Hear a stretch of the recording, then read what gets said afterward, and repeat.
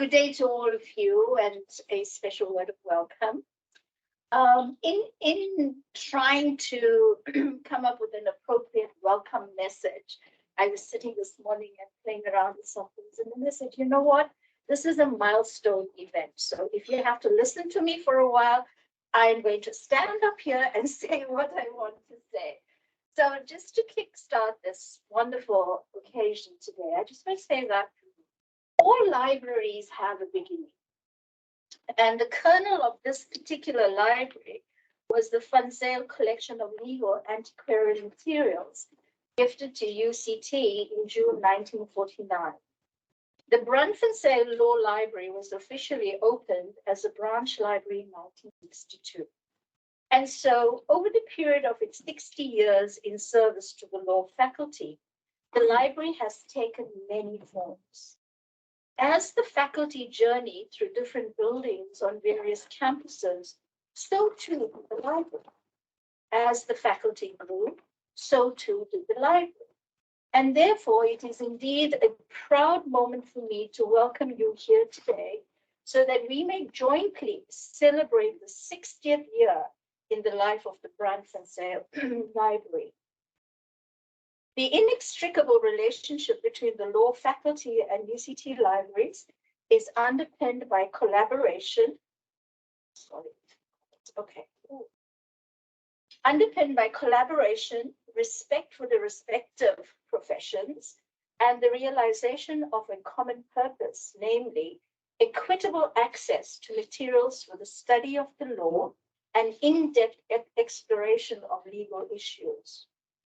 From a traditional service, the Law Library has evolved into a dynamic, contemporary service that enables you to navigate between the traditional mode of study on site and the ability to access relevant electronic resources whilst on the go.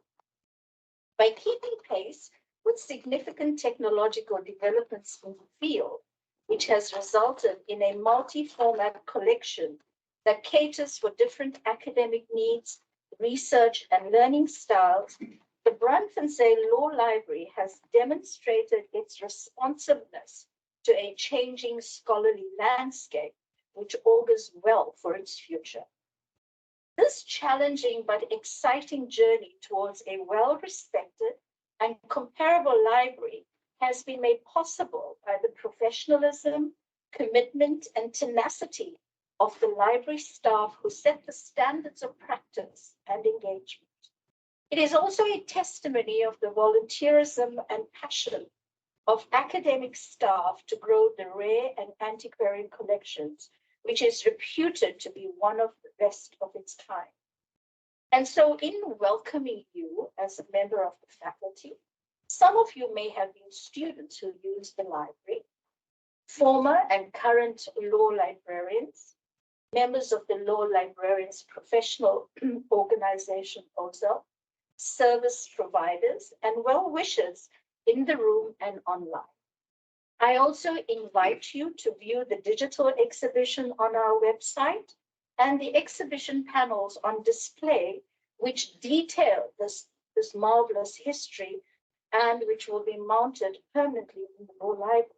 And to engage with the panelists here before you, Mariya Badeva-Bright, Anthea Paulsen, Reggie Raju, on the topic, the future of libraries in service to the law, as facilitated by Tobias Schonwetter. And so by reflecting on this journey, let us celebrate the strength of this collaboration and milestone moment together. Enjoy the moment with us.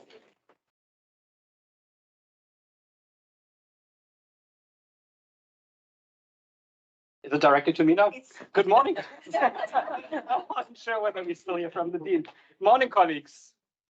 I'm so pleased to be the moderator of the session. In fact, I'm really honored, and I'm probably looking as much forward to this session as you are, because I know I have three very distinguished and knowledgeable people sitting next to me to talk us through the future and the current and the challenges of how libraries operate these days. I was reflecting when I was asked to be the moderator of that session, why I was actually asked to be the moderator of the session, of course. And because I thought I can't really see the connection. And then it dawned on me, of course, that every time in the faculty someone mentions the word digital or technology or future or something, someone has me on speed dial and just put me into the moderator seat. And I'm happy to do that here. In fact, I said jokingly to Gabi, if I may repeat this here the other day, if we actually decided to put digital kind of photo frames up in our bathrooms or something, I would probably also be the moderator of the unveiling session of that event or something. If anything, I have to admit, I was thinking about whether I should make this point in front of as distinguished a group of listeners as I see here.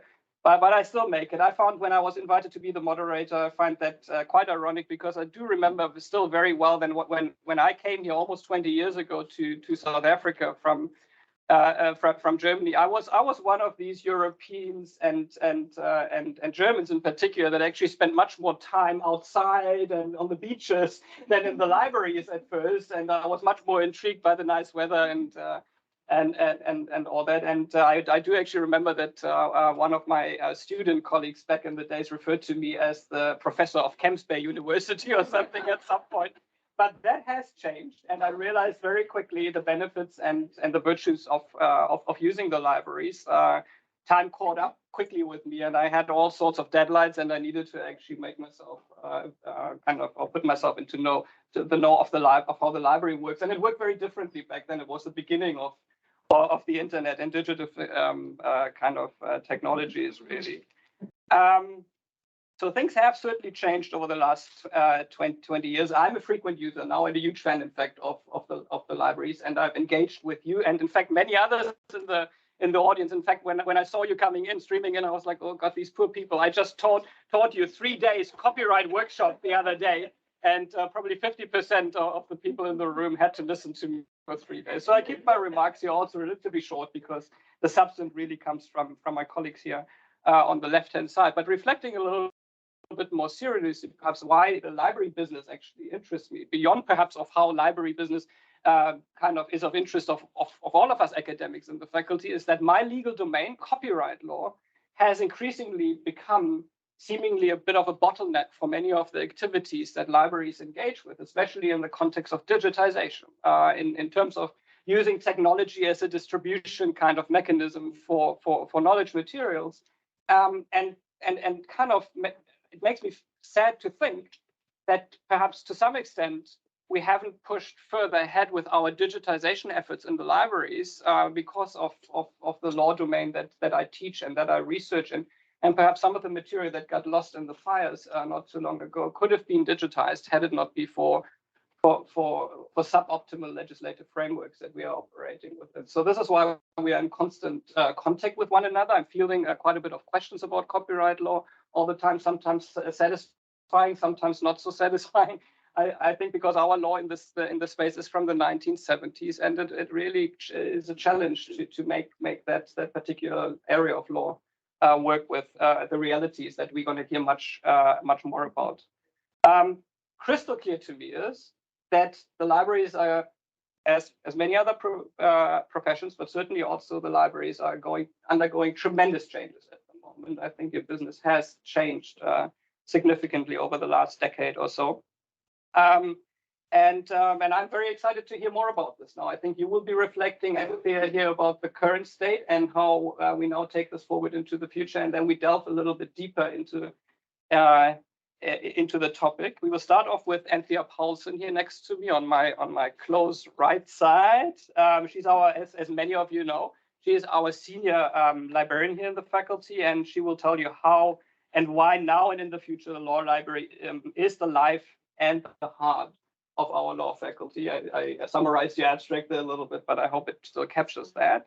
And thereafter, and without giving too much away, it's not sitting in the order of how we proceed, right? I think it's we agreed to go second with Mariya afterwards, Mariya Badeva-Bright, the director of AfricanLII.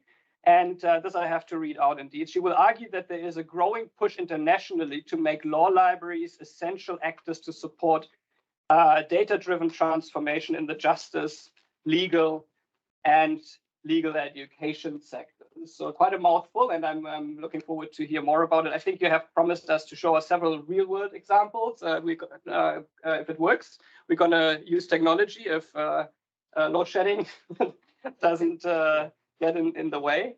And then last but not least, here in the middle, Dr. Reggie Raju, the Director of Research at UCT Libraries, will share his thoughts on social justice-driven academic librarianship.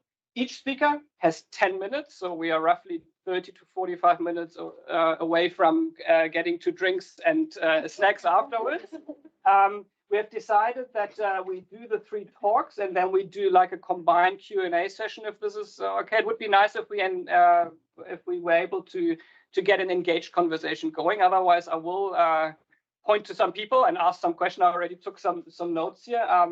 And it would be nice to have some lively Q&A afterwards based on what we will be hearing right now. Let me quickly introduce all speakers before I hand officially over to Anthea, if this is okay. I asked them specifically to provide me with very short bios because that can be also not very exciting if you read out long bios here. So Anthea Paulsen, again, is the Senior Librarian at the UCT Law Library, who has been with the library for 7 years already.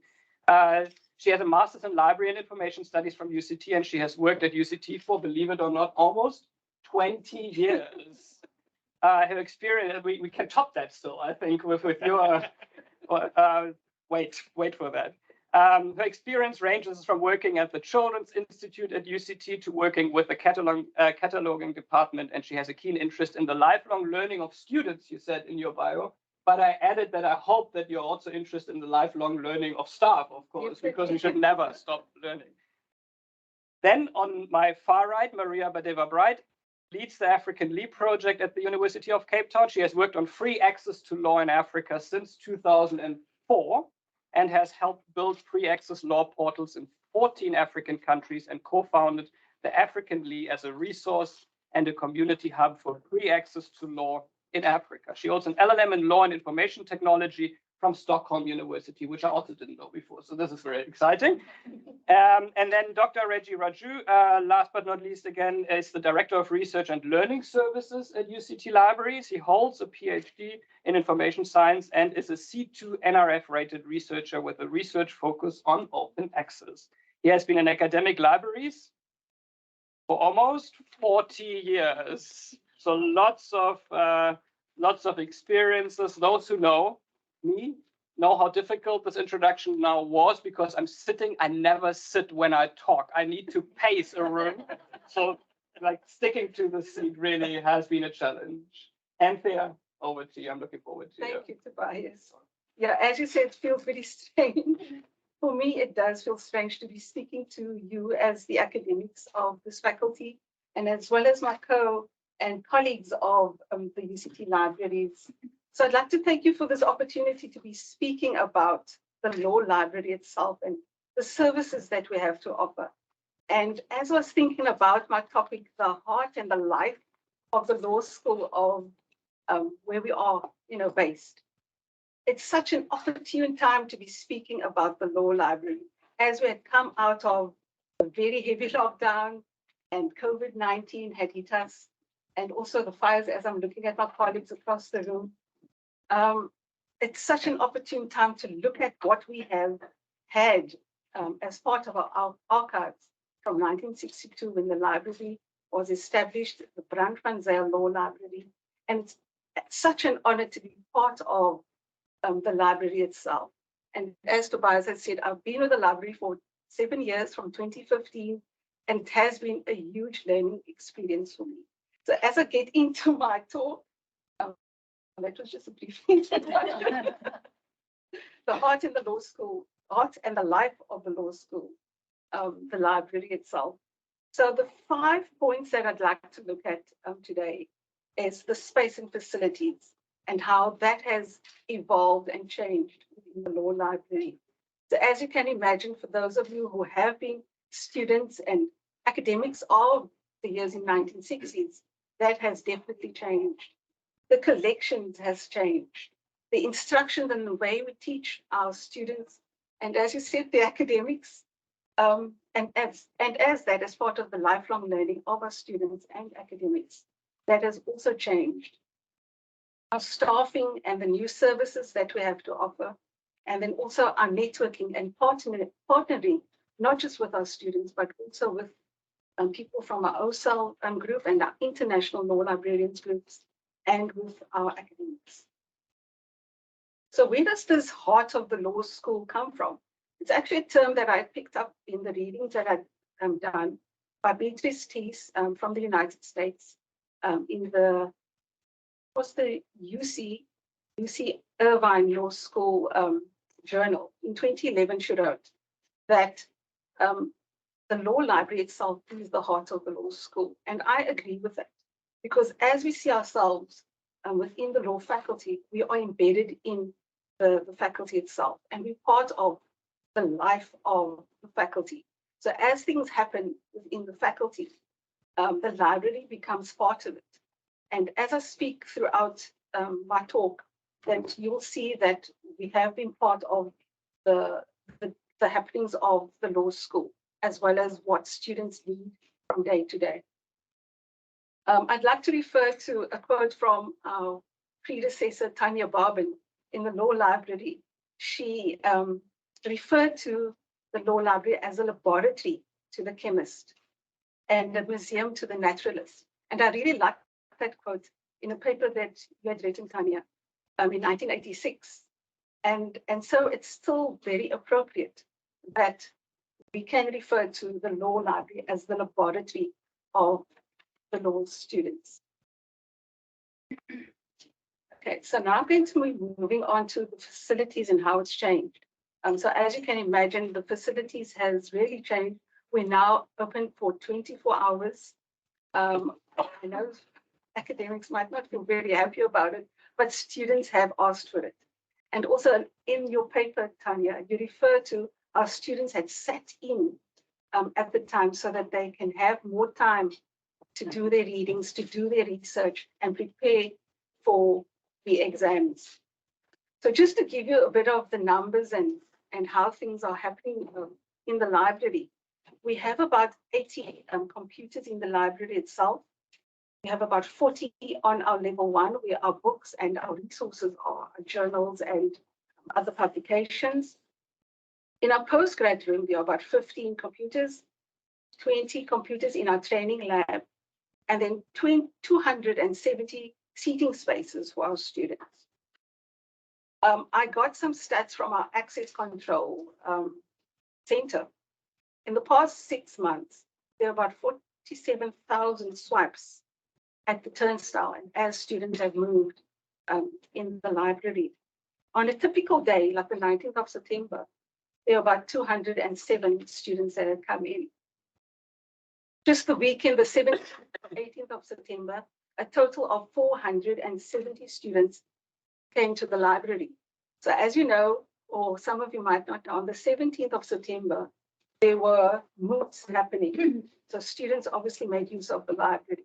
There were about 146 students on Saturday, 324 students on the Sunday.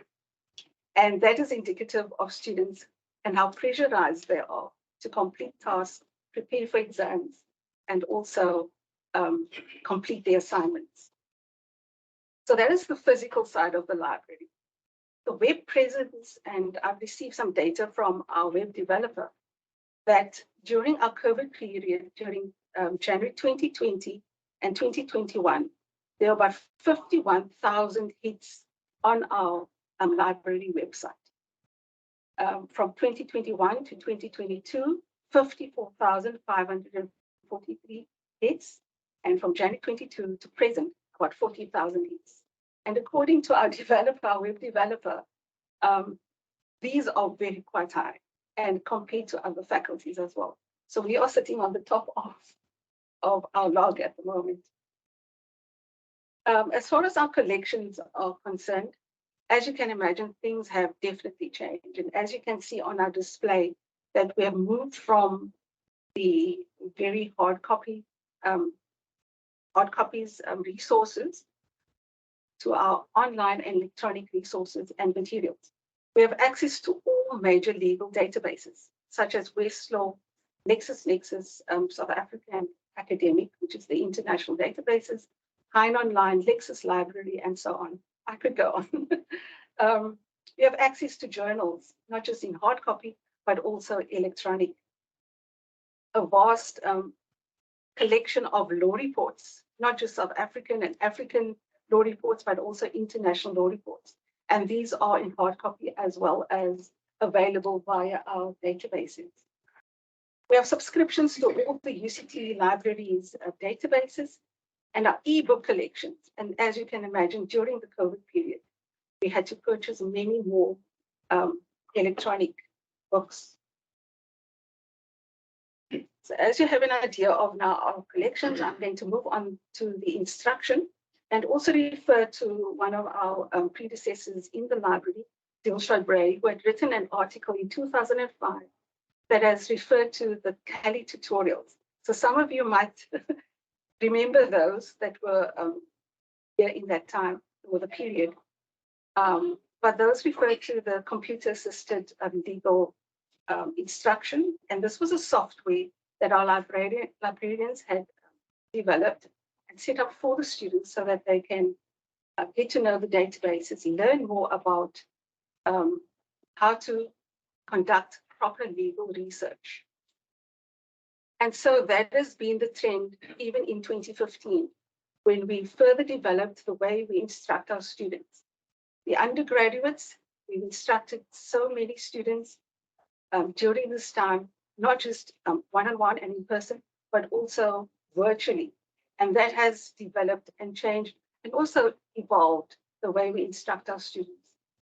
The same with our postgraduate students. So as you know, that many of our postgraduate students are not just based in South Africa, but also outside of South Africa. And that is what we need to be cognizant of. I spoke earlier about the preparation for MOOCs, and we have been part of that for our students. And I also tell them that this is not just preparation for your MOOCs, but also for the time when you're going to be a candidate attorney in one of the law firms like Bowman's and E&S and Bergsman's and so on. And this is part of my passion for lifelong learning. And as I've had some anecdotal information or feedback from our students that have graduated from the UCT Law School, that the legal research that they received during their time at the law school and the library has really been beneficial for them as candidates. I'm just speaking about our staffing. We have 5 long-term staff in our library, dedicated and committed to the cause of the library. We're ensuring that our staff needs are met as well as our students. We come with diverse experience and skills in the library, and we have honed on those skills and experience. And within our library, we continue with lifelong learning with and on-the-job training of ourselves, as well as our colleagues within the library. The new services that we offer within the library, also known as bibliometrics, I'd just like to sort of speak more about that. And as you had spoken about the learning and training of academics, and I think this is such an important part of the academic, that you promote your work, and we are there to assist you with that as well, to conduct citation reports. And as far as the networking is concerned, we have our OSAL members here. We also have our sister librarians, law librarians from Stellenbosch and UWC. And networking has become such an important part of the law librarian life. We found that during the COVID period that it is such an important part that we needed to network with OSAL as well as international law librarians. And this really assisted us with gathering and gaining information from the librarians that were across the waters. Just to say that this is such an opportune time as well to be able to network with our colleagues and as staff members from the faculty to partner with you. And as I said, have a lifelong partnership with the academics. Yeah.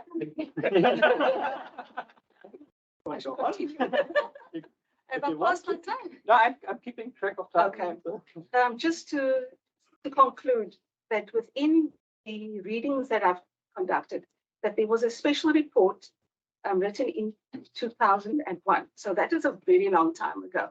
But they envisioned a law library, and I'd like to not ruffle any feathers, but without walls. And I see us moving towards that, but we also, based within a hybrid environment. And so COVID has given us many, many opportunities so that we can realize our strengths and also our weaknesses. The print and e-versions of our materials are available to our students and academics. And this is the main cause of the law library. The same thing with our instruction. Our instruction has moved from being in person to a hybrid environment. We now train our students and academics virtually and have one-on-one training sessions. Our networking and partnering, similar situation where we network virtually with our fellow OSAL groups as well as the international law librarians. And our space has definitely changed from a physical environment to a hybrid environment. The students are now able to access information from their homes and from wherever they are. Thank you, Anthea.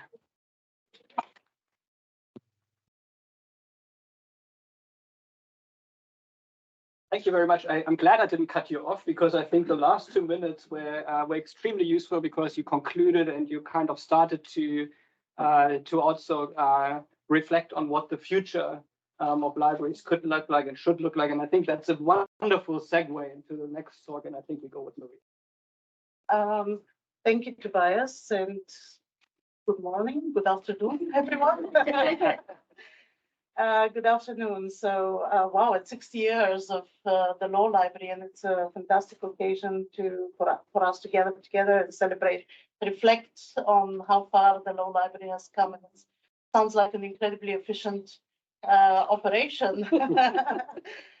Much like Tobias in his early days, I am the digital person, so I prefer to access the resources digitally. I rarely come downstairs, and I didn't know, for example, this huge collection of antique books that you have downstairs. But again, as I was browsing through the website, which is brilliant and beautiful, this morning in the timeline, I thought, why is it not digitized? Why is this precious collection of antique books not digitized? But maybe there are plans to do that. And it reminded me when I visited the Harvard Law School Library some years ago that they also have a collection of books that they are digitizing. Perhaps there are opportunities there to kind of look at what they're doing. But as I was browsing through the celebratory page of the Law Library, I also paused to reflect on the very first statements of that page, and I'm going to read it out as I can't remember these days. It says there, law libraries are absolutely essential to law academics, researchers, students, and legal professionals.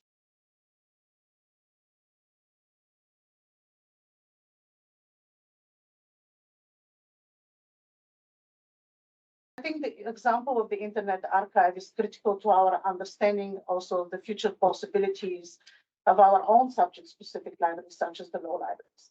What prevents us from having a library of the talks that happen, or the seminars that happen at this law faculty that are organized and available and curated by the law library, for example?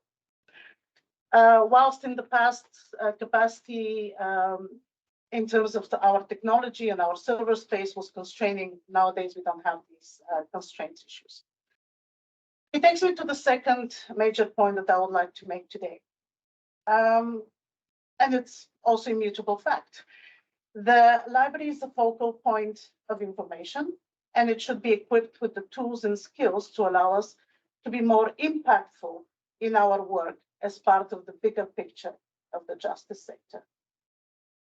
Okay. It's a long sentence statement. So let me just what I'm basically saying is the library is the only point where we can get legal information, and we should work harder at increasing the potential of that information to produce impact. So that's the only slide that I have today. 3 minutes. I'm gonna be quick. So I've got 3 minutes. So the law library is where we have availability of this information. So this is how we think about legal information, at least from the project perspective that I spearhead. So you can have that information. It exists somewhere. It is downstairs. The antiquarian book collection is there. It's available. Do people know about it? I didn't know about this antiquarian collection until this morning when I looked up at the website. So building awareness about this information is very important. Then access. Can I find it in a suitable format? Can I, sitting in Bloemfontein, be able to read the books in the antiquarian collection in the law library of the law faculty? No. So it's becoming a little bit harder to access that, or rather a little bit harder to produce impact of that information that we store here. Understanding, if I'm a layperson and I access the Quillian book sitting downstairs in the library, can I understand what they say? No, I probably need some interpretation of what they do. Can I then use it to solve some problem that I have in order for that collection to be impactful? And this is kind of the pyramid of how we think about legal information and how we should be thinking about repurposing our libraries in a way that they produce impact. Is there a way for us to push the envelope and make this information a lot more useful? Skipping a few thoughts there. Another example. And I think I should mention it because this is the most prominent example. It's the Harvard Law School Library, which in the past 5 years have launched 2 groundbreaking projects for the space.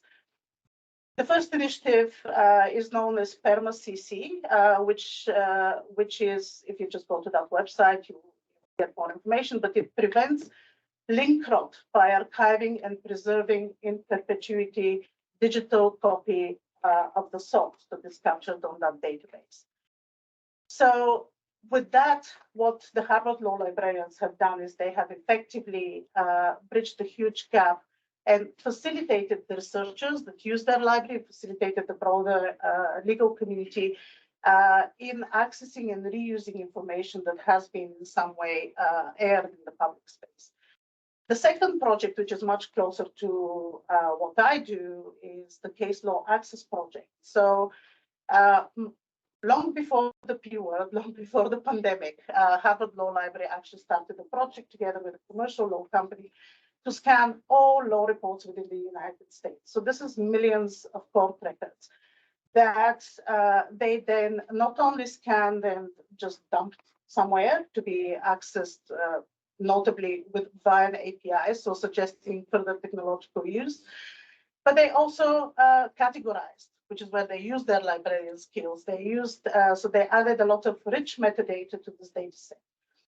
And then they made it freely available for academic researchers, and in fact, anyone to reuse to do legal research as well as to build various services.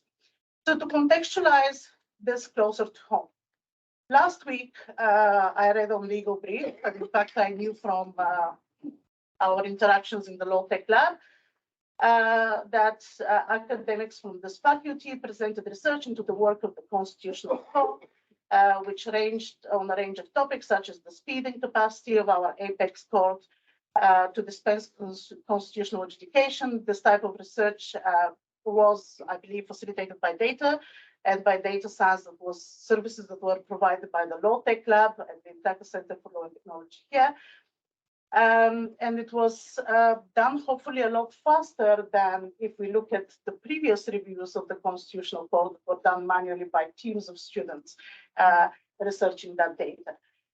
The reason why we are able to use data science is because there is a foundational database that we can data mine to produce this new kind of research.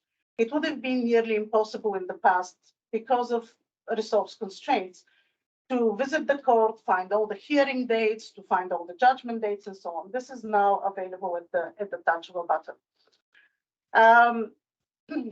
So again, keeping it closer to home, the digital libraries that we are now producing as this law faculty are aiming to do just that. So I'm going to refer to our AfricanLII project. We've just digitized the full set of the Supreme Court of Appeal judgments from 1910 to date. We've just digitized, and we have various other digital court judgment collections. We've just digitized the full set of the National Government Gazette from 1910 to date. All of that information serves as that foundation, so it is now available, but it's also digitized and available for our researchers in the faculty as well as elsewhere to access and to conduct groundbreaking research that was previously impossible because it was logged in paper. So in that way, we are, by producing this more wide-ranging research, we're also increasing the impact of our academic research. And thus we are bettering, hopefully, the judicial and the justice sector, the judicial process, as well as the justice sector in South Africa.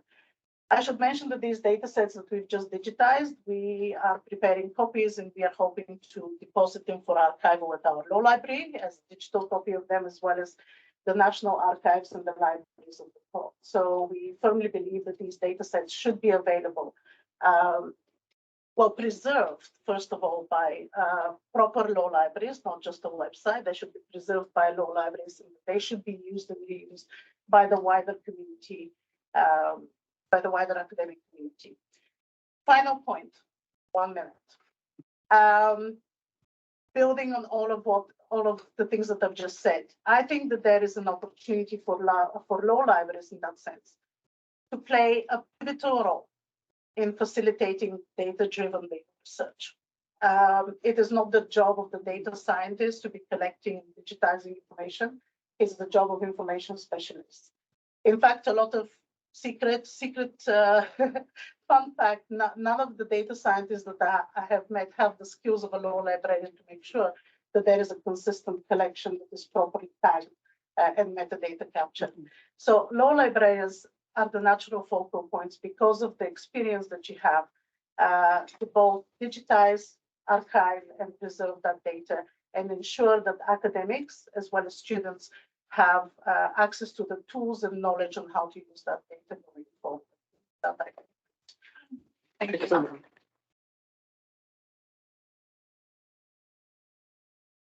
Thank you, Mariya. Some truly fascinating thoughts and ideas of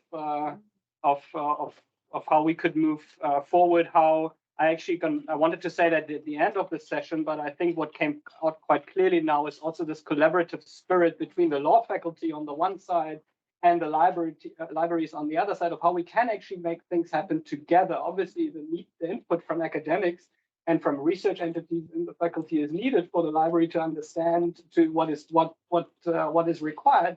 But the skill set that sits with the library, also from a sustainability point of view, I think is quite unique. And yeah, I'm looking forward to continued conversation, not today, but definitely going forward. I'm also aware that we've ventured very much into data science and technology. I know that there's some self-confessed Luddites on that side of that, but and I'm not going to look into any direction here now. But it's truly fascinating, and I think it's taking many of us out of our comfort zone also, but in a very fascinating and interesting kind of way. I think the person is laughing.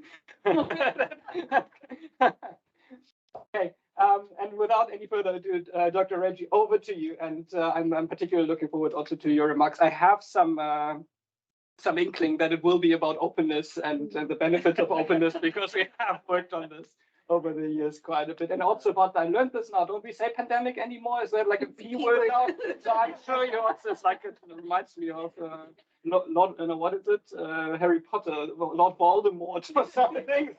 I'm not supposed to mention as a name. The P word will, I'm sure, come up in your talk as well. Corona, I saw in your abstract. Yeah, thanks, Tobias.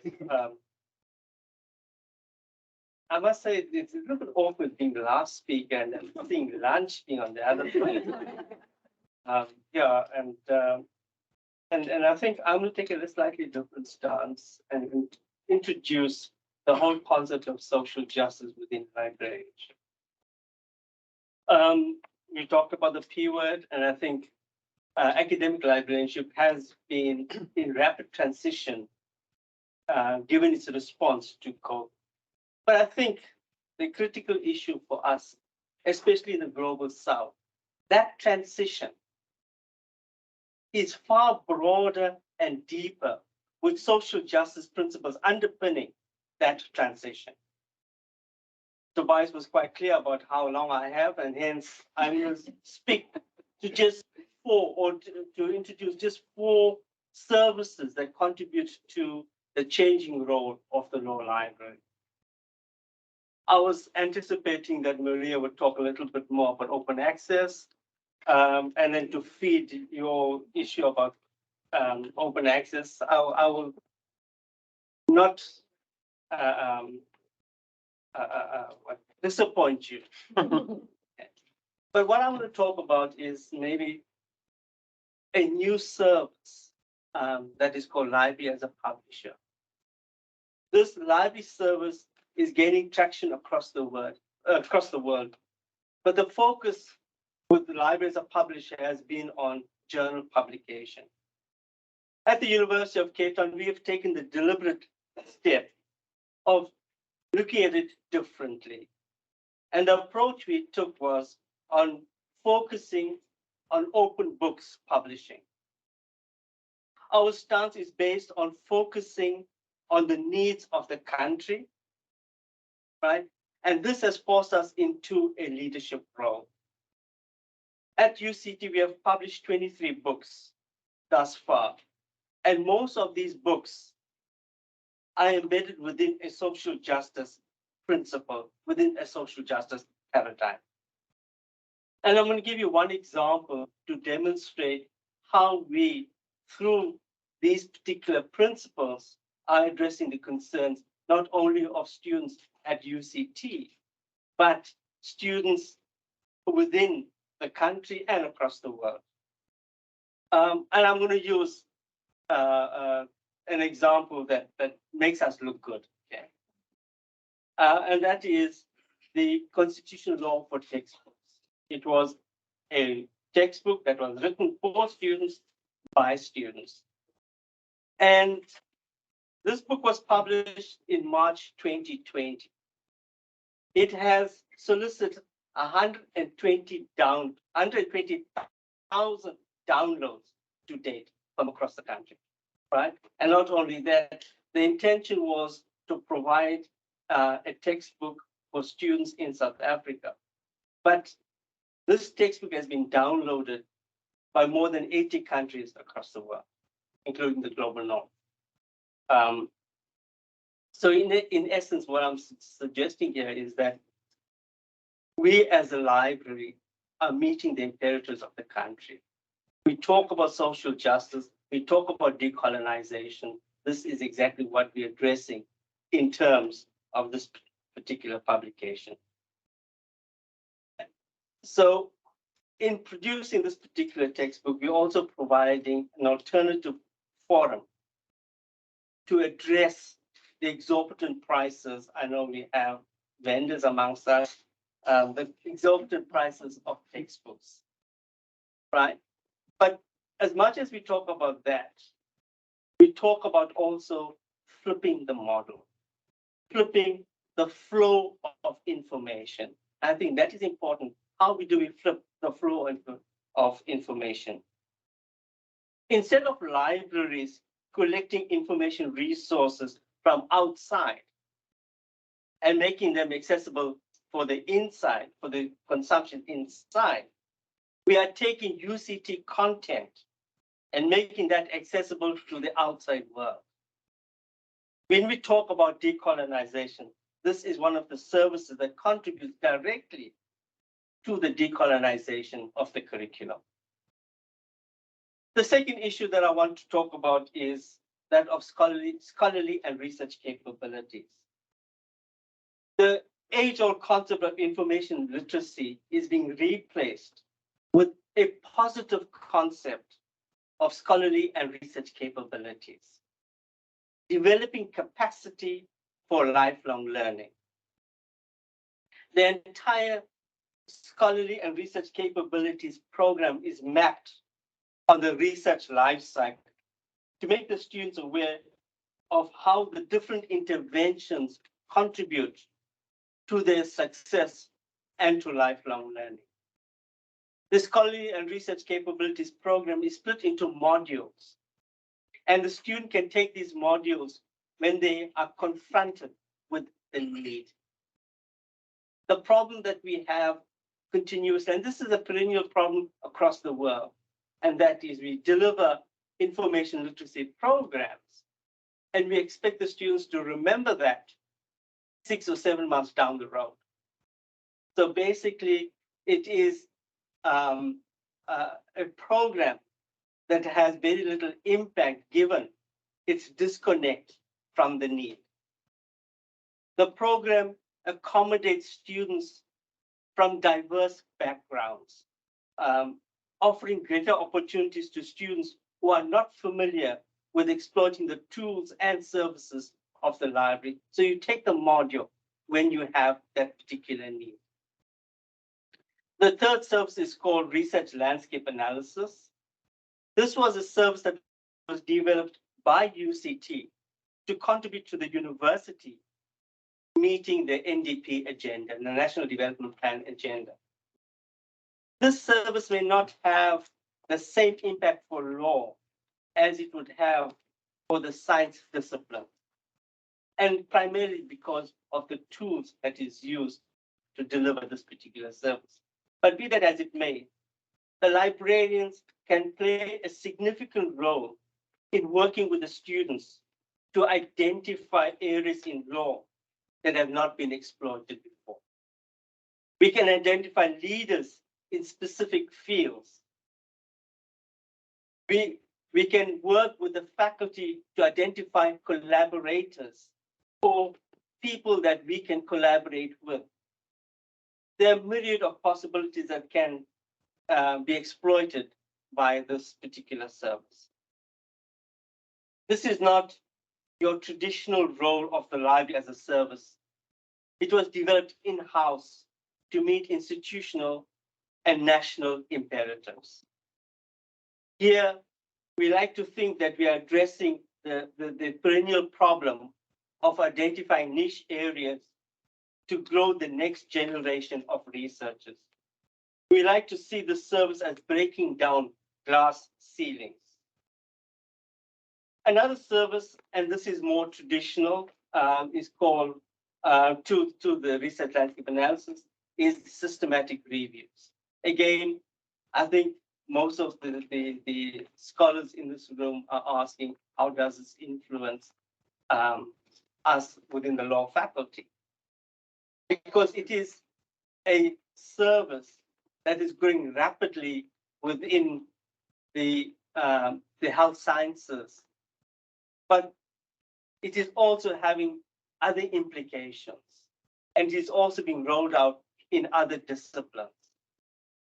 Given the fact, and this is where I see a major role in this, the fact that the law is so text-based, this is a great methodology to use in the development of publications and as an output.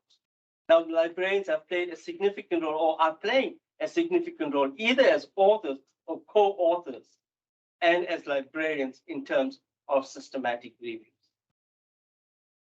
I've deliberately not given too much detail to any specific service in the hope that you will engage with the library about how the department or the faculty can exploit these services to your benefit.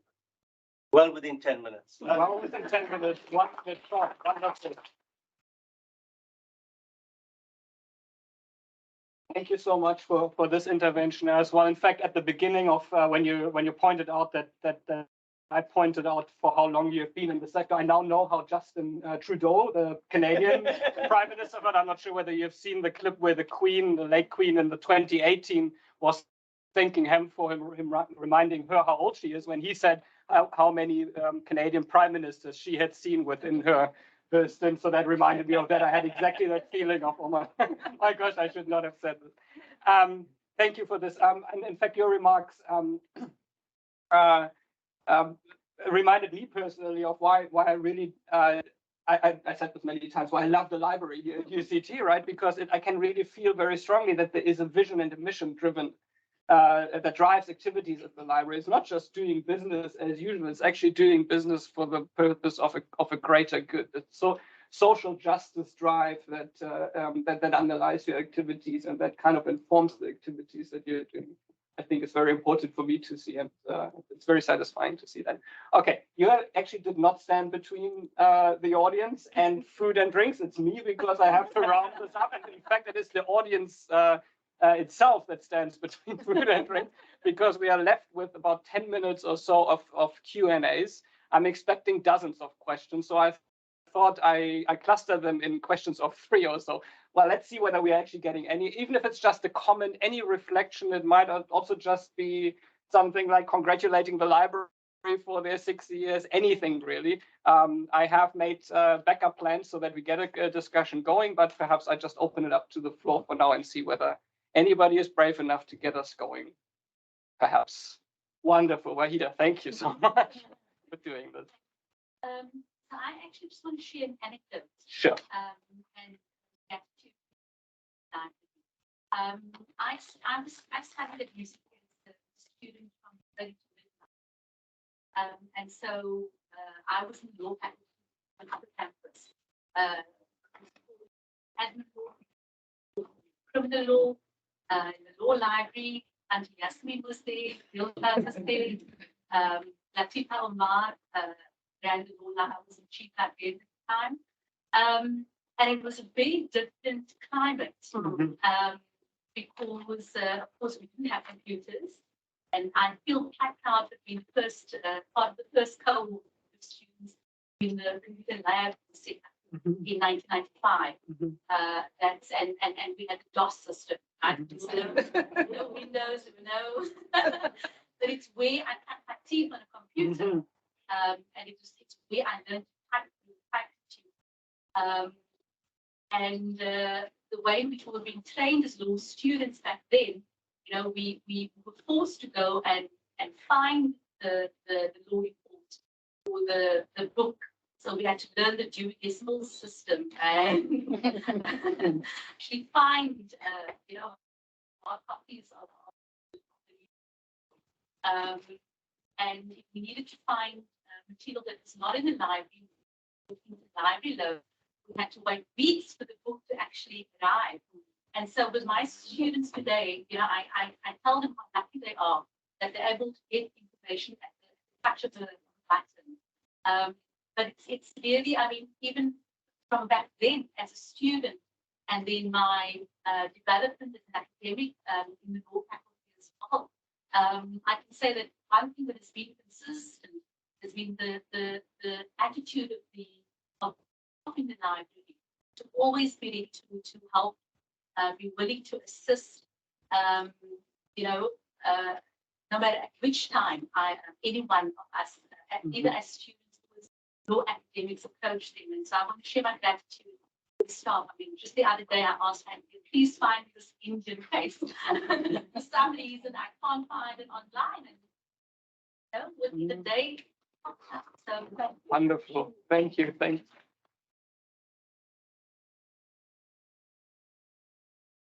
Other interventions? Yes, sure. I'd also like to share.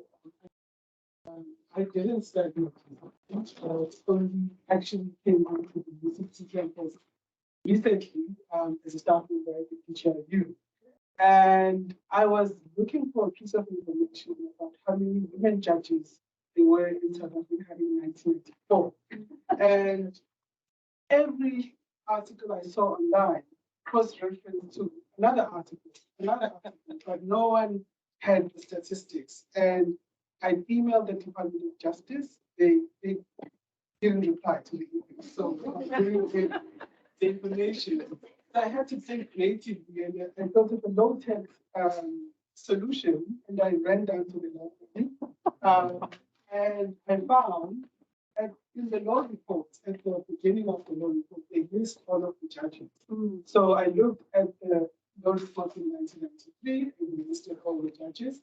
1994, they listed all the judges. And in first, there's only one miss in 1993. So there's Miss Justice Supreme. So it was Leonora. And then in 1994, the second miss appears. So in 1994, there were only 2 women judges in South Africa. So that is just for me. And I remember you kept asking me, are you sure it's not on the computer? That's all these important people on the floor. You kept asking, is it not on Twitter? Can you not just search it? You can't find it. It's not easy to find. So that's just my anecdote. And I appreciate the that you gave and the dedication to helping me find this information. I really, really appreciate it. And have great things. Thank you. This is beautiful. It's also beautiful because it actually reminds us that it's not either human or technology. It's actually about bringing the human element and the technological elements together, right?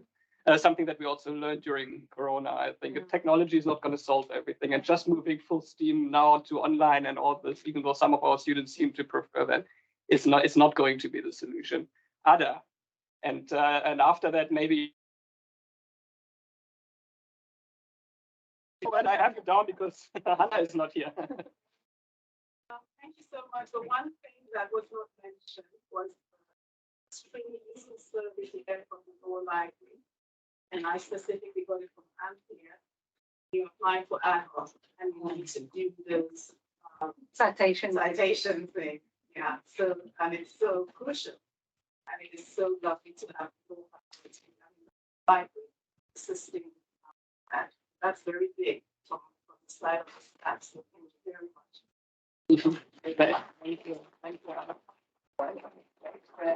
Yes, absolutely. It's actually supposed to be a conversation. I made it very one directional, but obviously if you want to. Yeah, I just want to add to that in terms of the skills that the staff have developed over the last couple of years are phenomenal, because they now can help you with your add-on application. They can now help you with your NR application, and they can now help you with your grant application. And the librarians are skilled to pick up an index that will allow you to showcase your particular output. Because in terms of law, a lot of your content is published in local journals or are published in books. Your impact internationally then is, for want of a better concept, is sort of downgraded. So the librarian has the skill and the capacity to pick out an index that will showcase your particular output. And I think that the librarians have grown significantly over the last couple of years in terms of delivering on that. Thank you, Reggie. Add on to that as well, regarding the publications or the published works that you produce within South African context. It's now also available through our platforms like Scopus and Web of Science. And that was a huge jump compared to where it was usually scientific. It's now moved more towards the social sciences, and law is now featuring much more on these platforms. Thank you, Anthea.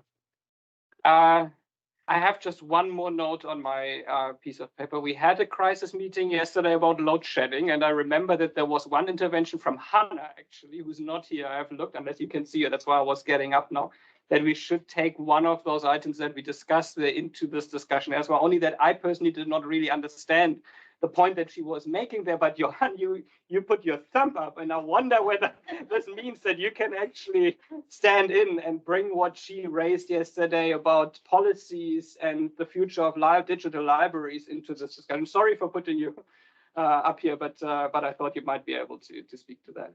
That's absolutely fine. I'll stand. So, of course, there's a darker side to materializing libraries because of a few assumptions. Well, we firstly assume that you have constant electricity and connectivity. And then secondly, the financial side. Higher education is being funded. Publishers, national publishers know that the future is digital. In other words, they also exploit that.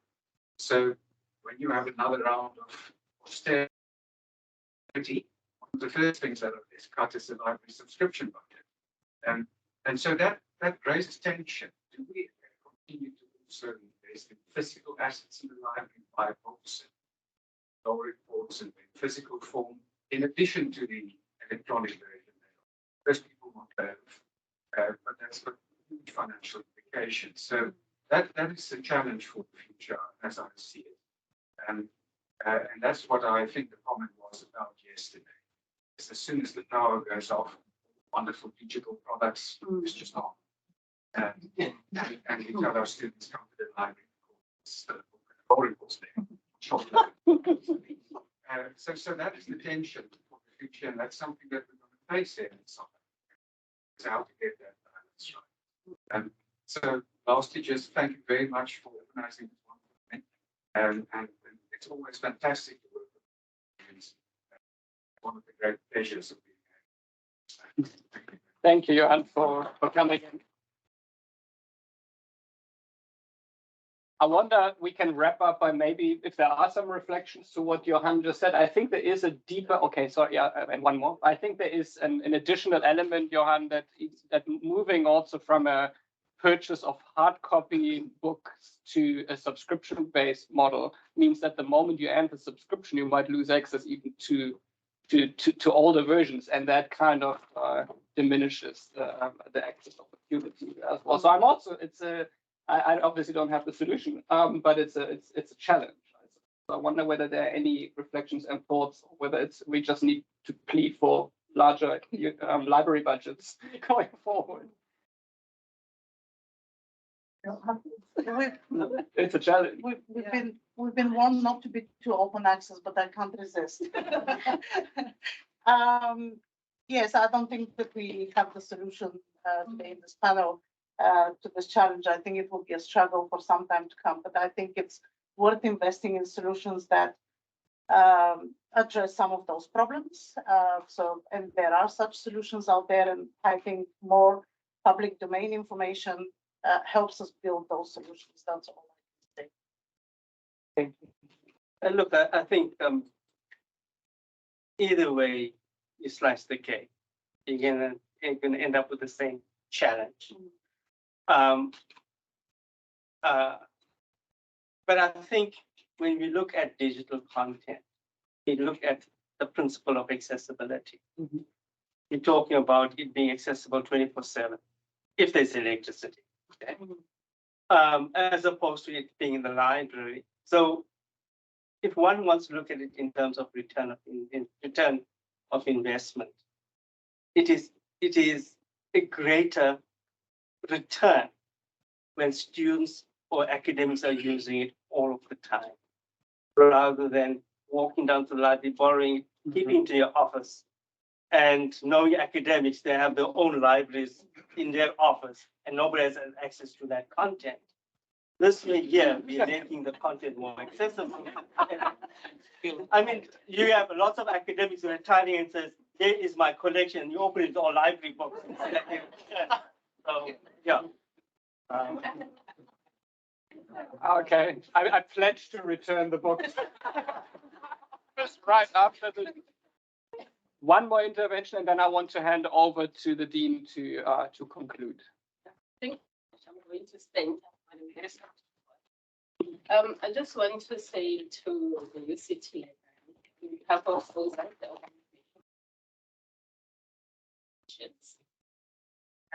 and I think you have for us, you know, in the law firms, and hearing people struggling to get information, being able to supply.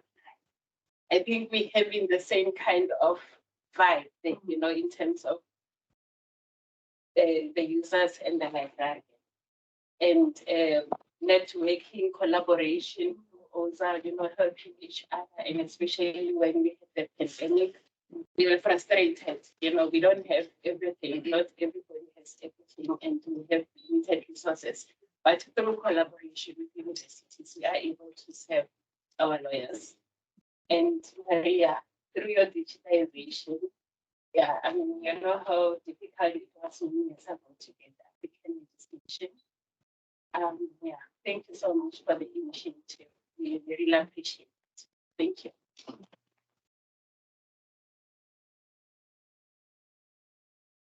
So this has been a wonderful event, and I've thoroughly enjoyed it. I'm glad it worked out in the format, Sadiq, that you came up with. I must reveal that the only reason, because I didn't know much about UCT at the time, came to UCT and worked here, it was because of the library. It wasn't any other. I was at UWC, I was doing a PhD, and because of the interlibrary loan system, I came to the library in the morning. So I was so impressed. I think on that day, they told me to leave the library because they were closing.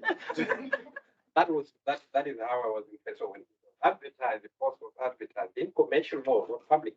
Let me give it a try. And this is how I found myself here. For the librarians that are here, you know that books are important in every profession. But for law, it is critical. It's a books profession. Can't live without books. The larger the better. The bigger the better. So that's why perhaps you hear people still complaining about this. You can see the size of the book, Don't feel it. So I think we're in a transition. Yeah. And this part of the library information system, big information, is in our vision. If you look at it, we're finalizing it. We are saying that we want to be the one of the leading institution in Africa that has the most extensive collection of legal material, legal information in Africa. So the electronic IT bit will help us do that, but the continent still lags behind in the digitalization. So in the transition, if we are to lead in legal information, in the transition to full online digitalization, we still need to collect materials in South Africa, as you're doing, but also across the continent. And just to emphasize how books are important to us, our neighbors here, if it was football, I would say our noisy neighbors at the School of Economics. They built this building here just a few years ago. They didn't create a reading space for their students. Now they're fighting to get into our library here. Because they don't need books for them. I think that's so. They just want space to read, and books are not so essential to them. The space is important, but we think about that more than they do. So you've given us so many useful information, so many pieces of useful information. I have two to add to it. So in 2020, the budget for libraries offices for law was, can you guess how much? 20 pounds. 1920. The budget for library for law books was 20 pounds. Now you can tell me how much it is. I think it's $500,000. That's what it is. Now in 1962, the law library reading room at Hiding campus, and how many seats you could pay? 30. Now we have 450 seats. That's such a huge development. I would like to thank you, EB Libraries, Ujela, for making this possible. We have such a fantastic working relationship. We value our library. Of course, we don't know the economics students there. But we thank you for support, and especially for this for event. I'm looking at Sadiq there and Gabby, who were central to making this event possible, and all other people you work with. I really appreciate your work on this. Special thanks to Professor Solly Lehman, who is sitting over there, and his wife, of course. Thanks for coming to grace this occasion. This is somebody who has dedicated his, say, all life, working life, to making the law library possible. He was particularly central to building the Fanzel antiquarian legal collection that we have now, and generally the person who is so eager about and interested in the library. Of course, you might be happy to know that there have been others who have followed in your footsteps. You know, there are unique people who develop this kind of abiding interest in the library. The current ones are Johan sitting over there, who was sitting area, and I think I could add Professor Muhammad Palika, who is not here. So if there's anything about libraries, these two will pick up. I know, and of course, Jala knows what it means when they are not happy about something going on in the library. So you have people who still support the task that you started. There have been many dedicated former, law librarians. You see them in the history in the collection that you have there that have been displayed. But there are some who are present here.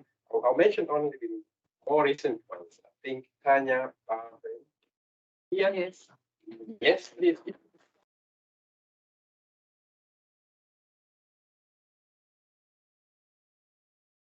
Thank you very much for coming.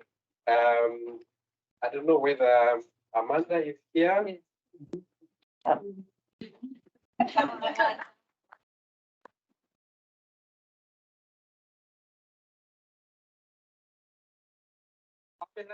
Pamela Shipman? No. Is not. And of course, Sadiq is standing, is the current law librarian. So,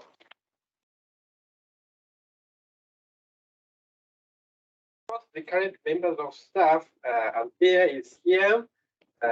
Thank you very much. Sadiq already mentioned Cheslin,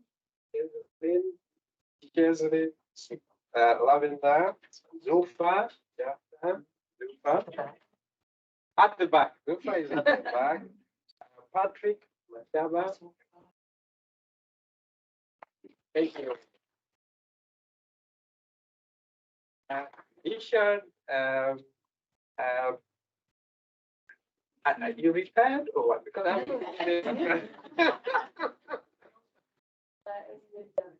you're retired. Thanks for coming. Yeah, thank you very much for coming to this event and Lufa. No, Disha, of course, who has been, she was so helpful as well. So it's good that you're hearing stories of others who have come and continuing to be so helpful. Panelists, thank you so much for all the thoughts that you've given us here, and of course the host for managing this so well. The former deans, I see there's the CJ here and Bill Corder, were central also to keeping the library where it is and defending it as well, as I'm doing right now. And colleagues, thank you so much for coming here. I know that there are also others from outside the institution who have come here. We appreciate very much. Let's continue the partnership with Jala. It's good for our students, for ourselves, but also as has been mentioned here, the world as a whole. So thank you, colleagues. I think this ends the proceedings now, but we can go ahead to enjoy. If you have questions for Professor Lehman, Unjala, and Reggie, all of the panelists, you can do so while we're having. Thank you. Thanks.